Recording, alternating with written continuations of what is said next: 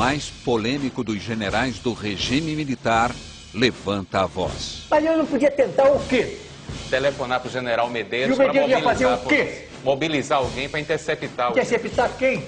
Quando resolve falar, o general Newton Cruz é assim, nitroglicerina pura.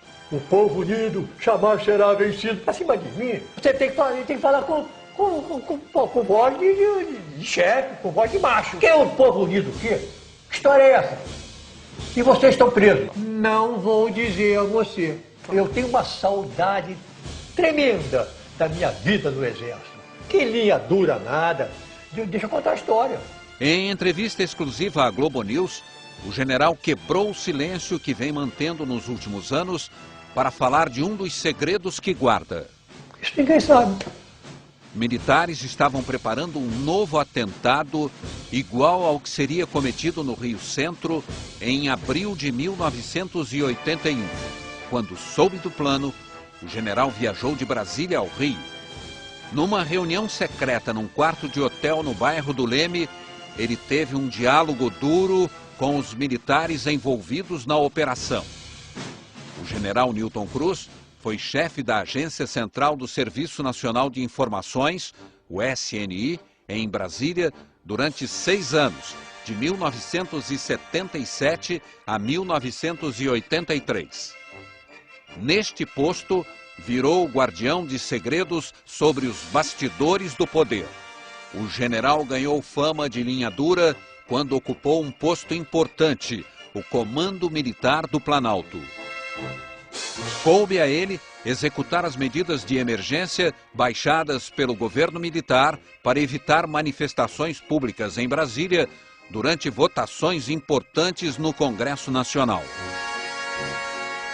Viúvo, o general vive hoje, aos 85 anos de idade, num quarto no apartamento da filha, na zona oeste do Rio.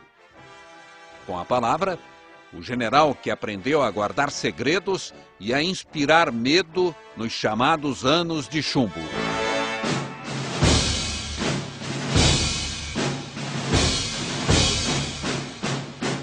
Horas antes do atentado do Rio Centro, o senhor recebeu um telefonema de um militar avisando que uma bomba iria explodir lá. Por que é que o senhor não se dirigiu? Por que é que o senhor não se dirigiu imediatamente ao Rio Centro? Meu Deus do céu. Primeiro o Rio Centro é no Rio. E eu estou em Brasília. Imediatamente chegou esse imediatamente. E tem mais. Esse imediatamente não podia ser. Nem que eu viesse de avião. Então não é nada disso. Eu estava no meu gabinete de trabalho, na agência central do SNI. Estava lá. Já era, devia o quê? Devia ser... Eu ficava até tarde. Eu trabalhava que nem desesperado. Trabalhava de noite e tal. Eu não tirava férias, não fazia nada. Papel pela frente, cheio de papel. Porque eu sempre fui muito centralizador, sabe? Eu sempre fui responsável, eu pessoalmente, pelas minhas decisões. E também garantir aqueles que cumprem aquilo que eu digo, como eu mando fazer, defendo. Assim aconteceu em toda a minha vida. Mas muito bem, eu estava no meu gabinete, já à noite, quando um oficial meu da agência central chegou a mim, chefe, olha, eu recebi um telefonema lá do Rio de Janeiro, do fulano de tal, que era um analista da nossa agência no Rio de Janeiro e que disse o seguinte, que ele tinha ido até o DOI, lá do Primeiro Exército, para ele ter contato, para saber se tinha alguma novidade, não sei mais o quê, para saber, para se informar. Nós somos órgãos de informação, era um homem da nossa seção de operações, e chegou lá e se assustou, porque ele viu um grupo reunido lá, cuja ideia era partir para o Rio Centro. Meu Deus, e ele ficou assustado. Aí ele falou, mas como é isso? Não tem mais o quê? Aí ele tentou influenciar. Não, mas você não pode fazer uma coisa dessa. O oficial da agência do Rio de Janeiro. Você não pode fazer isso e ir para lá. Não, mas nós vamos lá. A ideia desse grupo não era matar ninguém. A ideia era moda aquele negócio de bomba em banca de jornal. Era pegar uma bombazinha, uma bomba, e jogar lá fora, nas imediações. Ato de presença, nós estamos aqui, vocês estão aí no evento de comemoração do 1º de maio. Mas nós estamos aqui, não era matar ninguém, era o grupinho, não era nada comandado por ninguém de cima, eram eles mesmos, por conta dele. Mas quando esse oficial soube, ele assustou. Mas vamos, porque eles não podem fazer isso lá e nós não podemos ficar quietos aqui. Mas vamos. Mas peraí. Então é o seguinte. Então, pega, em vez de jogar bomba, vai, mas joga bomba mais afastada. Muito bem. Ele avisou isso, está entendendo? Ele avisou isso. E que ele saiu com um grupo, foi junto, para segurar essa bomba fora, para não incomodar ninguém, porque eles estavam com gosto de sangue na boca. Sangue nada, de jogar bomba. Saiu. Eu falei, mas escuta aqui, mas não há meio de parar? Ele falou, não há porque eles já saíram. Então, quando eu soube, este grupo, não são aqueles 2 que foram lá, não. Este grupo já tinha saído. E realmente a bomba foi jogada meio afastada, na proximidade da casa de força.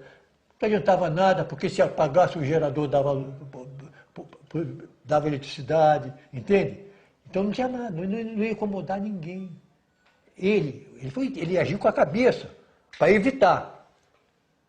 Muito bem, eu falei, então eu não posso fazer mais nada. Paciência, tá? Eu fui para casa. Quando eu cheguei em casa e liguei a televisão, é que eu soube da bomba que tinha explodido. Aí o que foi? O que aconteceu? Esses 2 que foram lá, o capitão e o sargento, por conta própria, fora daquele grupo, eles foram lá para o estacionamento. E a bomba explodiu no colo do sargento. Isso foi o que houve.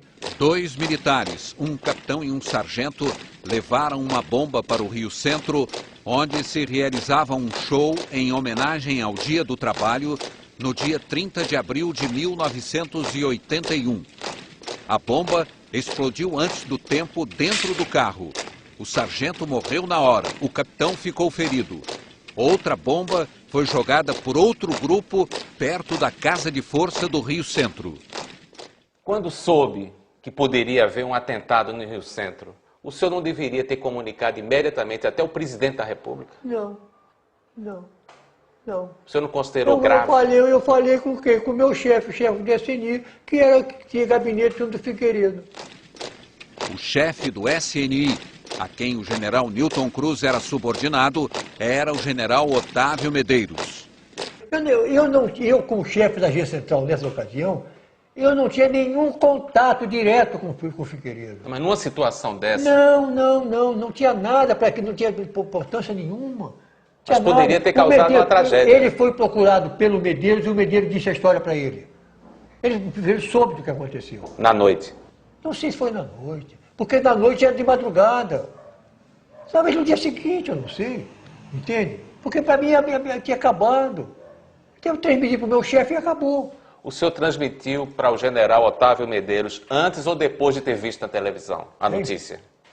Depois da televisão, eu saí de casa, eu morava do lado dele, do Medeiros. A nossa casa era junto uma da outra, lá na Península do Ministro. Não tinha que fazer nada, não podia fazer nada naquela hora. Nada, não tinha o que fazer. Não podia fazer nada, não havia o que fazer. Agora, o senhor se arrepende de não ter tentado fazer alguma coisa? Mas eu não podia tentar o quê? Telefonar para o general Medeiros para mobilizar, fazer o quê? Mobilizar alguém para interceptar. Interceptar quem? Os militares estavam indo para o Rio Centro. Não estavam para o Rio Centro, eles não sabiam de militar que foi para o Rio Centro, não sabiam nem para onde eles foram. Não sabiam nem onde ia ser jogada a tal bomba. Nas proximidades, ninguém sabia onde era. Que história é essa? Não é possível. E nessa ocasião, acho que nem celular havia. Neste momento da entrevista, o general Newton Cruz faz a revelação sobre o plano de militares que preparavam um novo atentado depois do que tinha ocorrido no Rio Centro. Agora, tem mais o seguinte. Tempos depois, eu recebi a informação que havia um grupo lá no DOI tentando fazer uma coisa parecida. Não era problema meu. Eu tinha que só informar. Esse grupo ia fazer algo parecido onde? Não, em algum lugar. De mesma natureza. Uma bomba no local público. Eu não sei onde. Muito bem. O senhor deve saber, não quer dizer. Não sei. Eu estou dizendo que isso agora eu estou contando, eu contava tudo. Eu não conto pela metade, eu conto tudo que eu sei. Quando eu conto o que sei. Quando não quero contar, eu não falo. Muito bem, então, eu falei, não é possível. Isso não pode. Pela primeira vez, eu saí da minha função dentro do SNI. Eu vou pessoalmente acabar com isso. Pedi à agência do Rio para marcar um encontro meu com dois elementos do DOI-CODE. Eu me encontrei num hotel lá no Rio, fui ao Rio de Janeiro, um hotel ali no Leme. Fui lá e me encontrei com um tenente da Polícia Militar e um sargento. Falei, olha aqui, aconteceu isso assim em relação ao Rio Centro. Eu tive informações que vocês estão lá pensando na coisa parecida. Então eu vou dizer uma coisa para vocês. Vocês vão lá, digam aos seus companheiros que estiveram comigo e que se acontecer qualquer coisa parecida com isso, eu vou denunciar. Digam a eles, não houve mais nada, acabou com bomba. Isso ninguém sabe. O senhor chegou a produzir algum documento escrito sobre essa ameaça de um novo atentado no Rio? Não, nunca falei sobre isso, não. Mas chegou a produzir algum documento escrito internamente no SNI? Não, porque se eu fizesse, eu estaria sendo falso em relação aos dois caras que falaram comigo. Por que é que só agora o senhor decidiu fazer essa revelação? Não, eu na intimidade já falei, né? Não, publicamente. Porque saiu, pronto, agora. Eu não sei por quê. Por quê? Porque eu agora falei. De repente. Quanto tempo depois do Rio Centro haveria esse outro atentado? O atentado foi em 81, se eu saí em 83, foi pouco depois.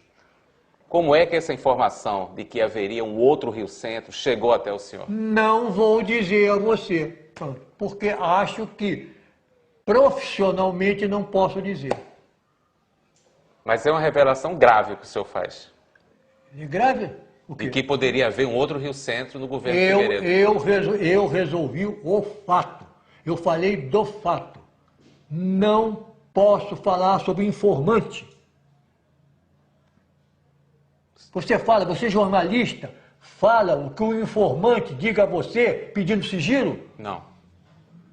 Permita-me ser igual a você. Que cuidados o senhor tomou na hora de ter essa conversa no hotel? Nenhum. Entrei num quarto, preparado, sentei lá, pedi um uísquezinho, um uísque para mim, um uísque para os informantes e conversei com eles. Pronto.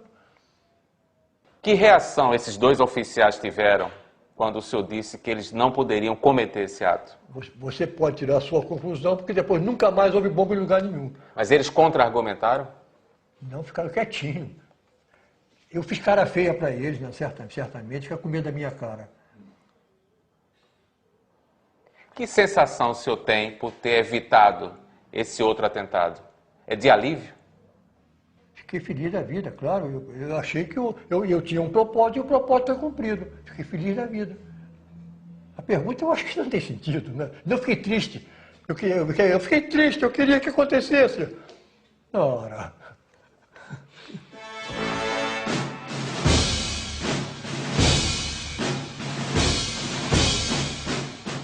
O senhor inspirava medo durante o regime militar.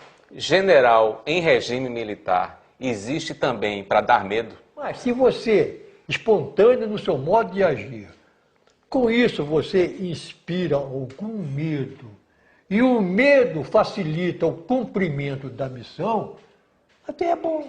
Se a cara feia, somente ela, ajudou para cumprir a missão, bendita a cara feia.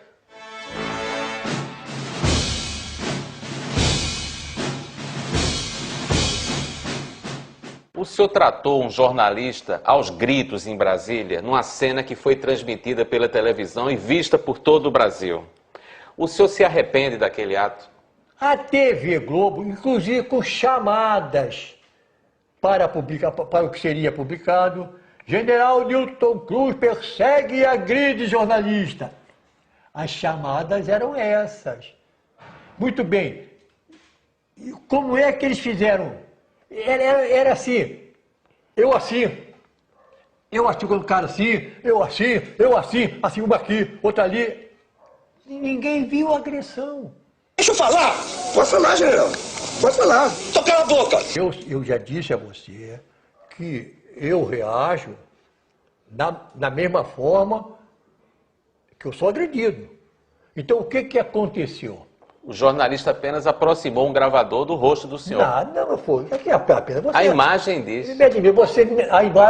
A imagem não diz isso. A imagem não diz que ele aproximou. A imagem diz que ele está aqui. Qual é o problema de um jornalista se aproximar de um general com gravador? Mas não é aproximar o gravador, é o que ele disse. É o que ele disse. Deixa eu contar a história. É a pena que você é um jornalista que já tanto tempo, eu já contei isso. Mas, número 1, esse jornalista é meu amigo.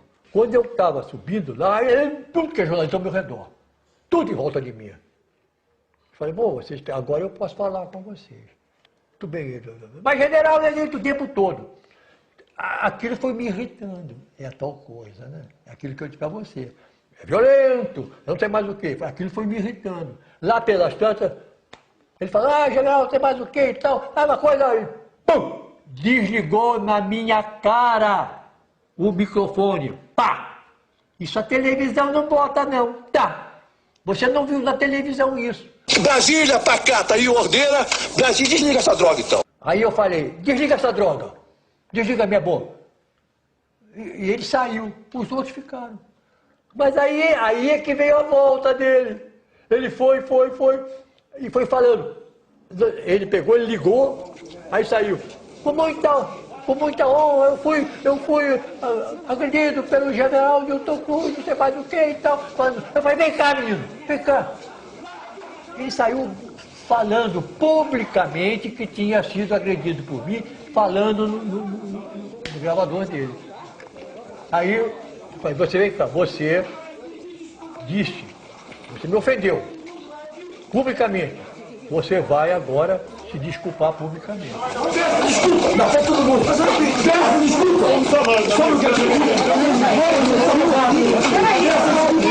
desculpa! Peço desculpa! Aí eu peguei por aqui e levei junto da televisão. Não deixe, deu chave de braço. Eu peguei por aqui, não dei chave de braço, não. Conduzi. Agora você que fez isso, você pede desculpa. Ele, coitado, estava nervoso, né? Ele falou, está desculpado. Eu falei, não está desculpado, não, eu não tenho que me desculpar, você que tem que pedir desculpa. Aí, desculpa. Aí ele ele pediu desculpa, até vai embora, então, virou meu amigo. O senhor não falou nesse tom de voz, falou num tom de voz agressivo. Não, eu falei lá, mas você faz favor de desligar. Não, é claro, né? Você tem que falar com voz de chefe, com voz de macho. Muito bem, porque eu acho que eu sou. Não tenho dúvida, não. Se quiser alguém comprovar aí, estou à disposição. A seguir. O povo unido. Quem é o povo unido? Que história é essa? E vocês estão presos. O dossiê Globo News volta já.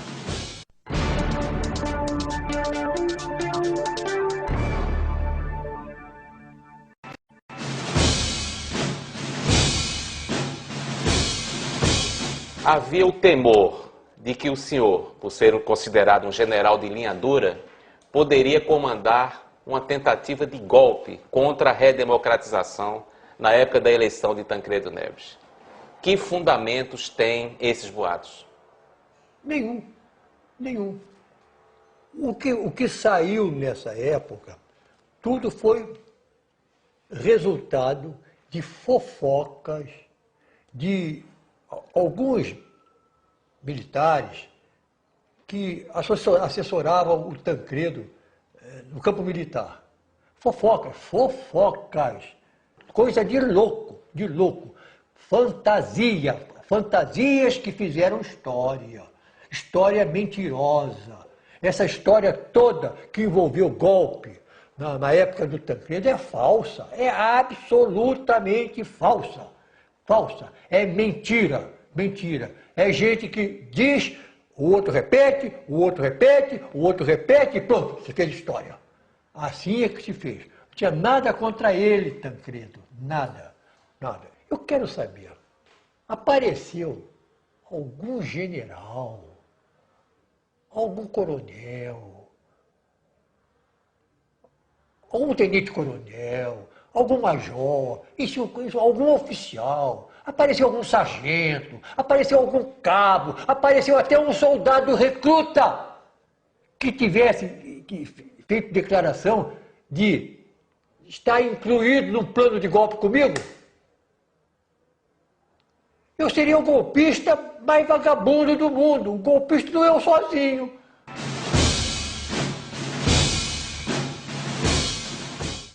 O que causou uma má impressão do senhor em Tancredo Neves foi a atuação que o senhor teve em Brasília na aplicação das medidas de emergência durante a votação da emenda das diretas.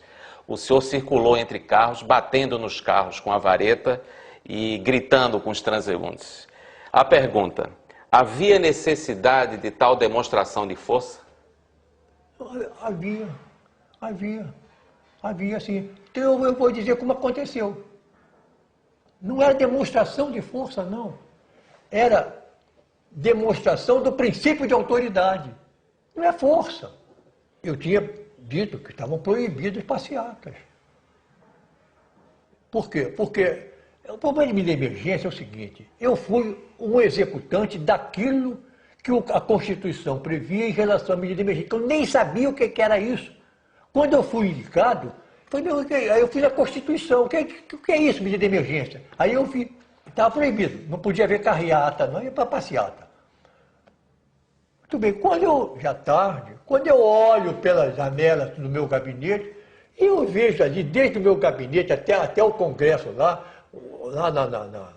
na avenida, na esplanada lá, os carros ali, e tudo de farol aceso, buzinando, na minha cara. E por que foi buzinar na minha cara lá? Muito bem, eu vi aquilo.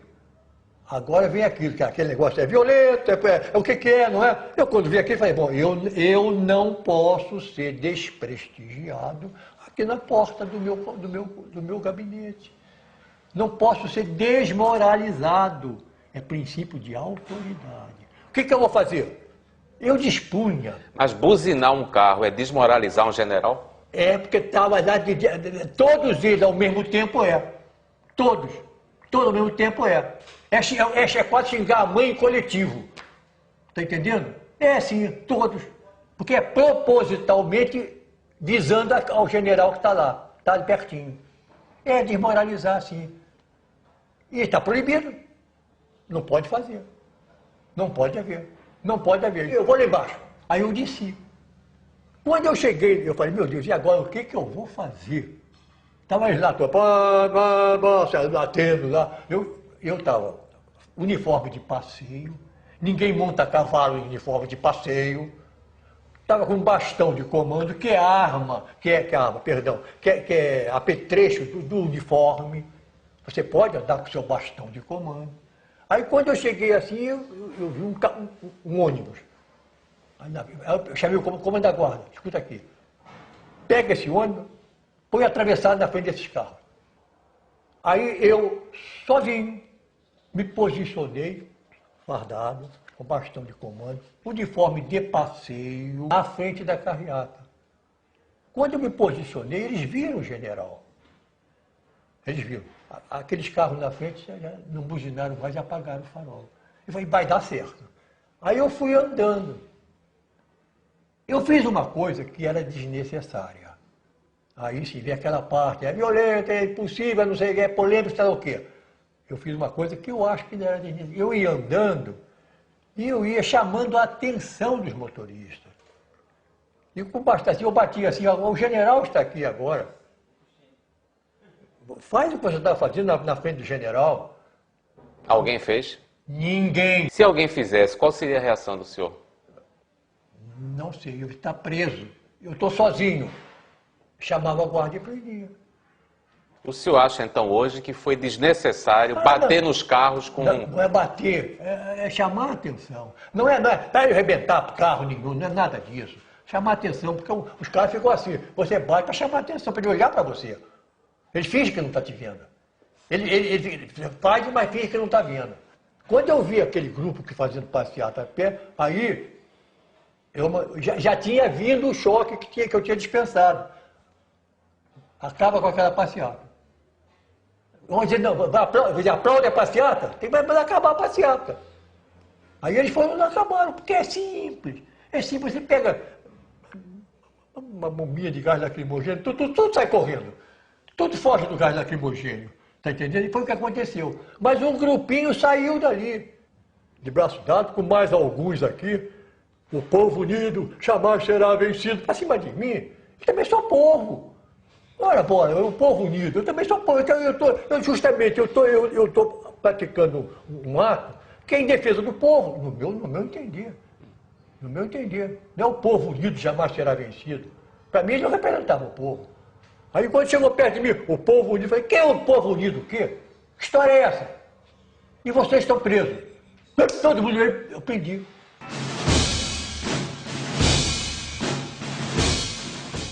O presidente eleito Tancredo Neves, que temia que os seus arroubos atrapalhassem o processo de transição democrática, disse a um ministro que considerava o senhor inteligente, corajoso, mas destemperado.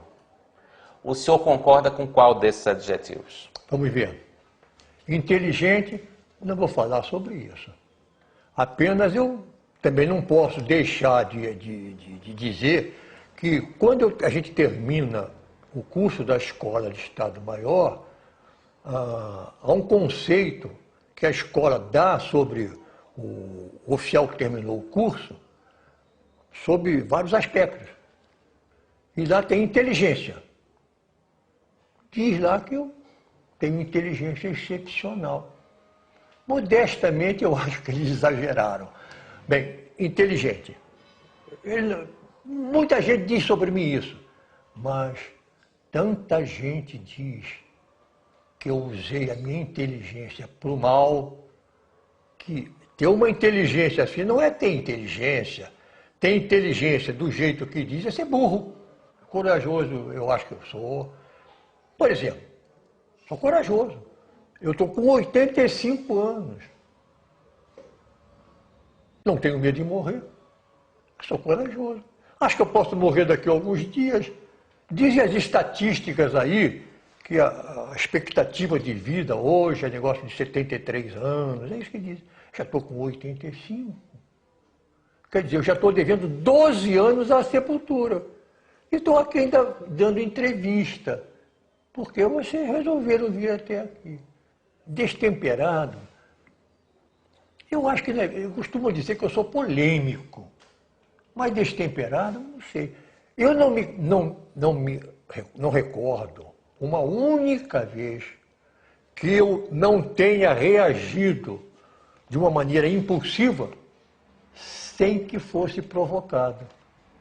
Olha, isso aí quase que é de direito de resposta. Quase que é de direito de resposta.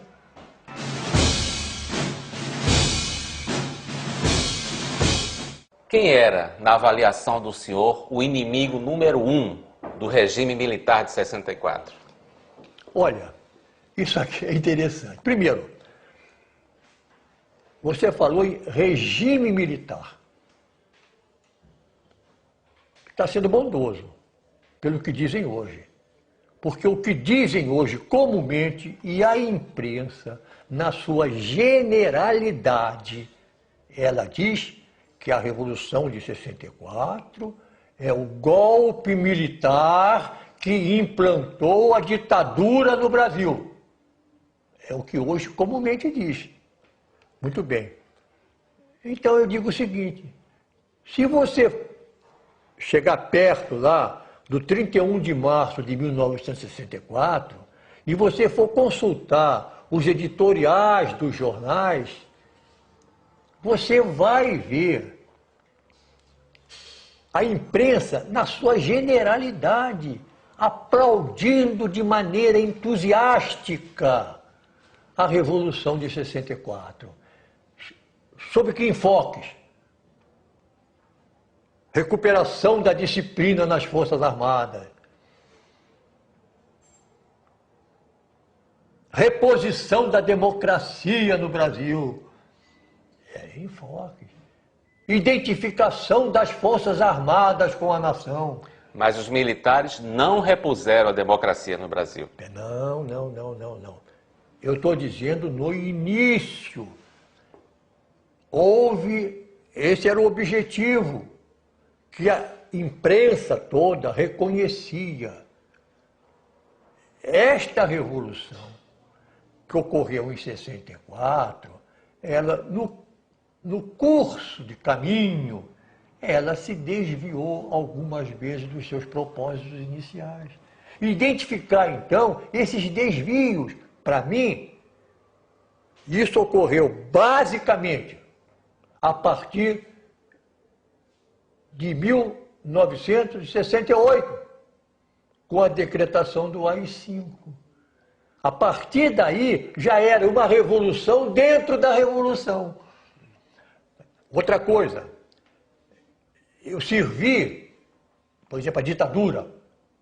Eu nunca servi a ditadura nenhuma. Eu servi a governos constitucionalmente aceitos e agindo dentro da Constituição, na qual eu sendo soldado. Então, eu nunca servi a ditadura alguma. E se você verificar como era composto o governo no tal regime militar, você vai ver que, basicamente, ele era constituído de civis nas posições de mando. Não era pelos militares nas posições de mando, por os ministros que havia. Um general que tem o poder de fechar o Congresso e caçar mandatos, não pode ser chamado de ditador? Ele pode ter o nome de ditador. Agora é preciso mostrar que ele tem esse poder. Se ele fez, ele exerceu um poder que era constitucional. Estava na Constituição. Que é o tal ato institucional. E a Constituição foi aprovada pelos congressistas. Inclusive os atos institucionais todos eles tentaram na Constituição. Entende? Agora, ditador, sob aspecto é ditador porque ele está fazendo aquilo, mas nunca houve alguém que fizesse isso sem ter um assessoramento. Antes de aplicar, de fazer a cassação, havia um processo, havia uma pesquisa, é informado e tal, havia um parecer do Conselho de Segurança Nacional. Então já não deixou de ser o ato de um homem. Ditadura é o poder de um homem. É um homem que é o ditador e é capaz de tudo. Isso é que é ditadura. É um homem. Mas eu não sou a favor de ditadura, eu sou contra. Um documento confidencial do SNI, que traz informações obtidas por escuta telefônica clandestina, descreve o teor de uma conversa entre o ex-governador Leonel Brizola e o ex-presidente João Goulart. Ambos estavam exilados no Uruguai. Fazer escuta telefônica é ilegal. Num regime de exceção, um órgão como o SNI pode atuar acima da lei? Não pode atuar acima da lei. Não pode. Vai fazer escutas telefônicas, mas atuar acima da lei. Mas se fizer, deve fazer tão bem, que não seja que ninguém descubra. Mas o senhor admite que o SNI fazia escutas telefônicas clandestinas durante o regime militar. Eu admito que o SNI nasceu no SFICE, e que o SFICE já fazia escuta telefônica no tempo de João Goulart. O Serviço Federal de Informações e Contra-Informações, SFICE, foi criado em 1958, durante o governo Juscelino Kubitschek. O senhor tem saudade do tempo em que o senhor andava fardado, distribuindo ordens e lendo relatórios secretos do SNI? Se eu tenho Saudade? Meu Deus, eu tenho uma tristeza profunda. Eu não quero nem pensar nisso. Porque eu nunca, por vontade própria, eu quis pertencer ao SNI. Eu jamais, de minha vontade, eu tinha saído do Exército. Se você disser, se eu tenho saudade do meu tempo no Exército, eu, com os meus subordinados, porque o subordinado verdadeiro, aquele cumpridor de ordem, subordinado é um termo. Às vezes ele é até um professor seu. Você aprende com as reações dele. Está entendendo? Então eu tenho uma saudade tremenda da minha vida no Exército. Não quero nem pensar. Tu só me pergunta sobre essa, do SNI. A seguir, Que linha dura nada.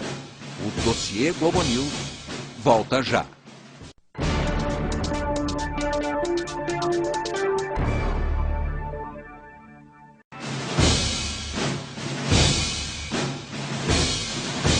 O senhor é unanimemente tido como um militar linha dura. O senhor se considera? Olha, linha dura? Precisavam de um linha dura.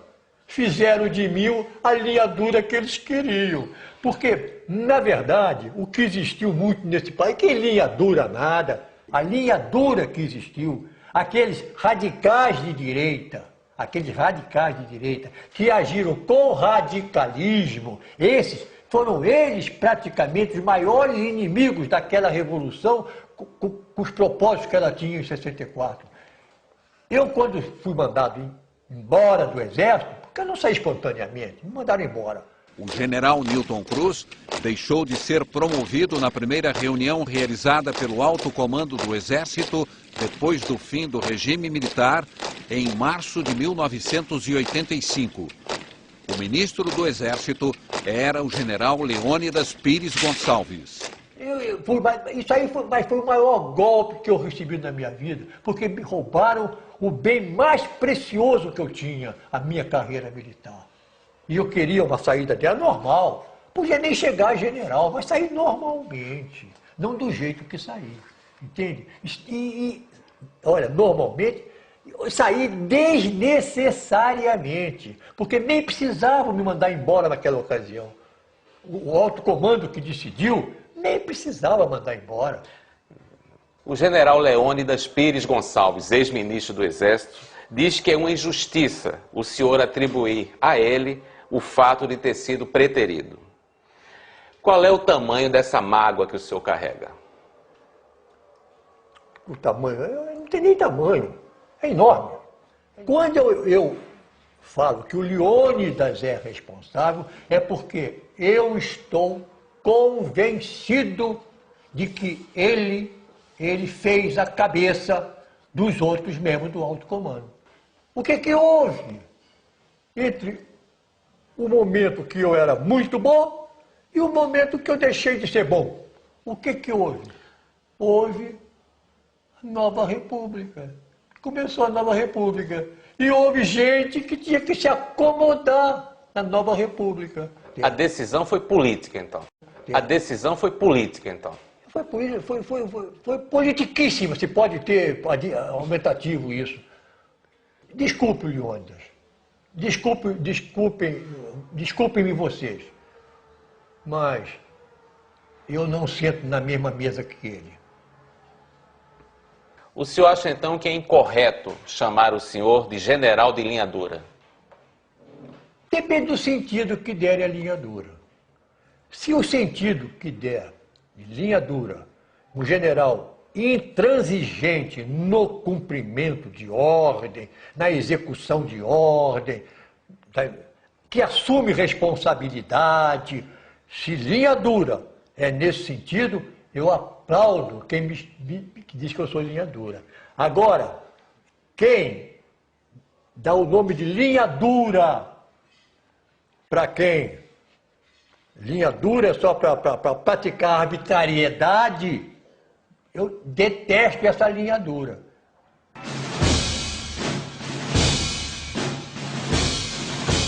Por que exatamente o senhor se considera o bode expiatório do regime de 64? Não é querer se fazer de vítima também? Não, não. Eu sou bode expiatório, por quê? Porque eu fui consagrado bode expiatório para todo mundo. Para todo mundo. Pode me mandar embora e no momento que eu... Quem diz, por exemplo, que eu sou bode expiatório é até jornalista. Que em cima de mim, recaiu tudo para livrar os outros militares de coisas a respeito dele. Porque eu sou bode expiatório. Será que há alguma dúvida? Será que toda a campanha que foi feita contra mim, e somente contra mim, bode expiatório. Agora, veja bem, bode expiatório da Revolução, eu falo da que fizeram e não era que eu quis fazer. Porque a que eu quis fazer não era a que fizeram. O que a linha dura ajudou a fazer depois. Bode expiatório dessa revolução, eu falo Revolução de 64, não sei se não é bem assim. Revolução da fase negativa, bode expiatório da fase negativa dessa revolução. Pouco antes de ser assassinado em circunstâncias jamais esclarecidas, o jornalista Alexandre von Baumgarten, que recebia verbas do SNI para publicar reportagens favoráveis ao governo militar, deixou um dossiê em que dizia que o SNI queria eliminá-lo. O general Newton Cruz foi absolvido por unanimidade da acusação de ter tramado a morte do jornalista. Quem matou o jornalista Baumgarten? Quem matou? Bem, o que eu, primeiro, não investiguei, mas recebi informações de informantes. E como foi informante e eu recebi essas informações, sendo chefe da agência central do SNI, eu estou impossibilitado de dizer quem eu acho que foi pelas informações que recebi. Mas o senhor imagina, tem um nome. Imagino. Por que o senhor não revela esse nome? Já que o senhor foi acusado. Mesmo que se eu fosse condenado, eu não revelaria. Eu respeito compromisso moral muito mais do que compromisso legal. Era um militar? E agora você já está querendo... Daqui a pouco eu vou dizer, é violento, não sei mais o quê. O senhor pode dizer se esse nome é de um militar ou não? Não, não posso dizer.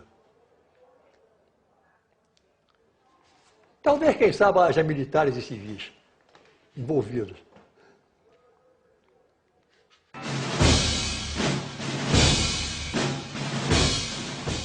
Se o senhor tivesse o poder de escrever uma Constituição, qual seria o primeiro artigo? Eu creio que o primeiro artigo seria o seguinte: todos os brasileiros devem ter vergonha na cara. O primeiro requisito para que se tenha vergonha na cara é não ofender outras pessoas quando não se tem prova. Pior ainda, quando mentindo.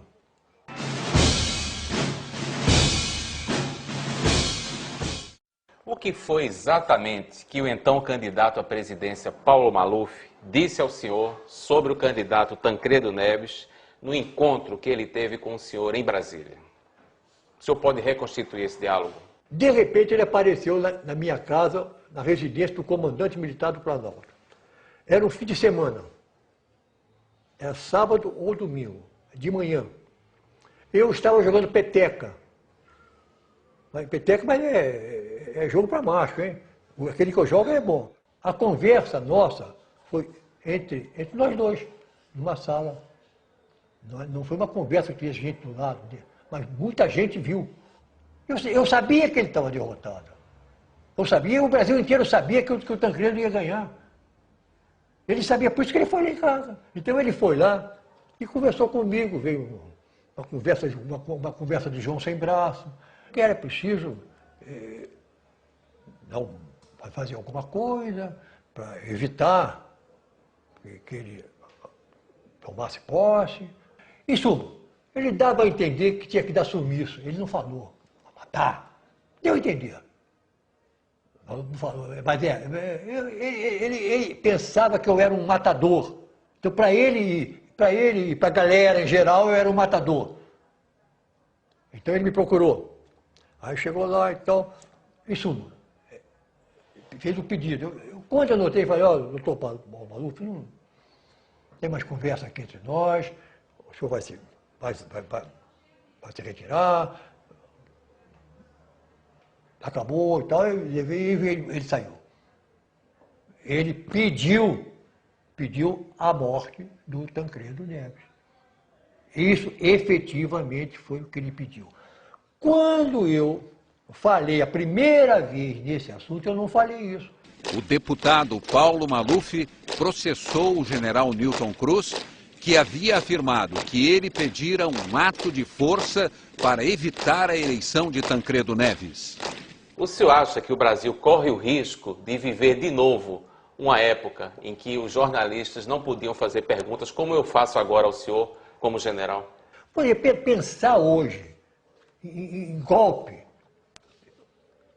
antes era estupidez, mas não era reconhecido como estupidez, porque podia acontecer. Agora é estupidez que não pode acontecer. É impossível. O Brasil hoje vive uma democracia. Com os jornalistas que nós temos hoje, querer botar mordaça nesses jornalistas, olha, nem com o pitbull lá na frente, não põe, não adianta.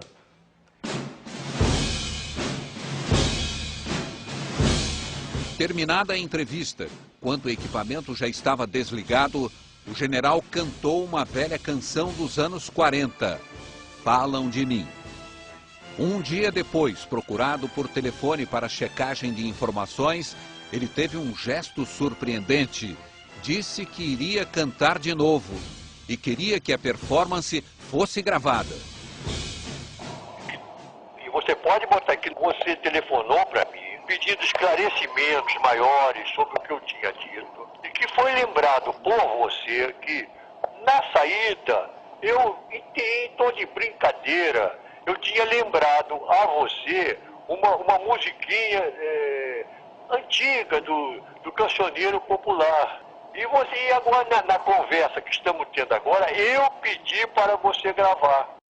Falam de mim, mas quem fala não tem razão. Um rapaz é um erro, eu devia dizer, um velho que nem eu não merece tanta ingratidão. Falam de mim, mas quem fala não tem razão.